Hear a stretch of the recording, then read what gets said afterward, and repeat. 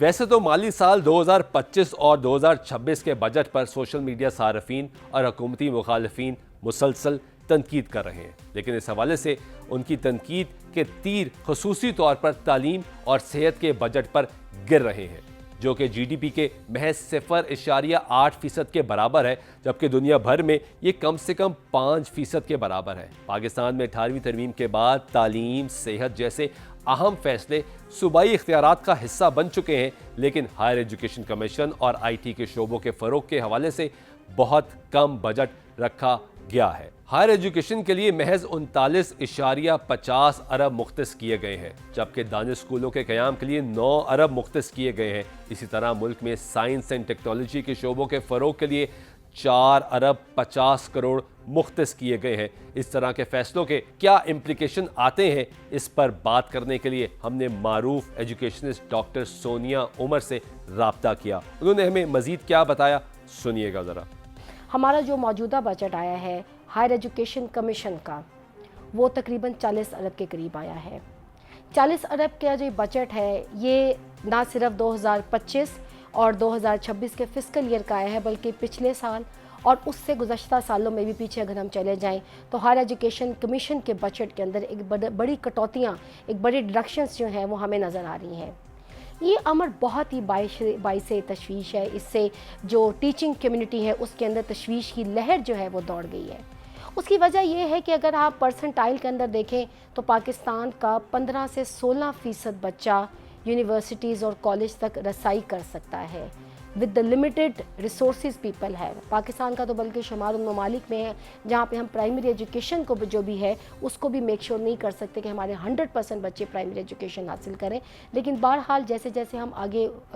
Higher education کی طرف جائیں، ہماری percentile those who get admission in the colleges and universities وہ آلریڈی بڑی کم ہے۔ اب ہم بات کریں کہ ہائر ایجوکیشن کمیشن جو مسلسل کٹوتی کر رہا ہے، 70 ارب 80 ارب 90 ارب ہمارے جو ماضی میں بجٹ ہوتے تھے، اب آپ نے 40 ارب بجٹ کر دیا، جو کہ اونٹ کے منہ میں ایک زیرے کے برابر ہے۔ پاکستان کی بڑی یونیورسٹیاں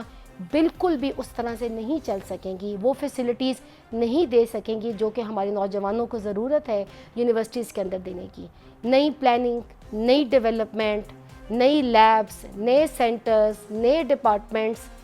یہ وہ تمام چیزیں ہیں جس پہ کٹوتی ہوگی۔ ایک اور بہت بڑی وجہ یہ ہے کہ ہمارے ہاں جو بڑی آگے سے ہمیں پرابلم نظر آ رہی ہے وہ ہے اسکالرشپ کی۔ ہمارے ہاں لوکل اسکالرشپ سے لے کر ہم جو دور دراز کے علاقوں میں اسٹوڈنٹس کو یونیورسٹی اسکالرشپ دیتی ہیں کہ وہ آ کے بڑے شہروں میں تعلیم حاصل کریں، اس سے لے کر جو بیرون ملک اسکالرشپ ہائر ایجوکیشن کمیشن دیتی تھی، یعنی یونیورسٹیز اپنے وسائل کے مطابق دیتی تھی، اب وہ ہمیں ہوتی ہوئی نظر نہیں آ رہی۔ اب آپ کیا ایکسپیکٹ کر سکتے ہیں کہ آپ کی یوتھ 2025 سے اگر میں بات کروں تو اس کی کیا ہی گروتھ ہے، کیا ہی ڈیولپمنٹ ہے آنے والے سالوں میں۔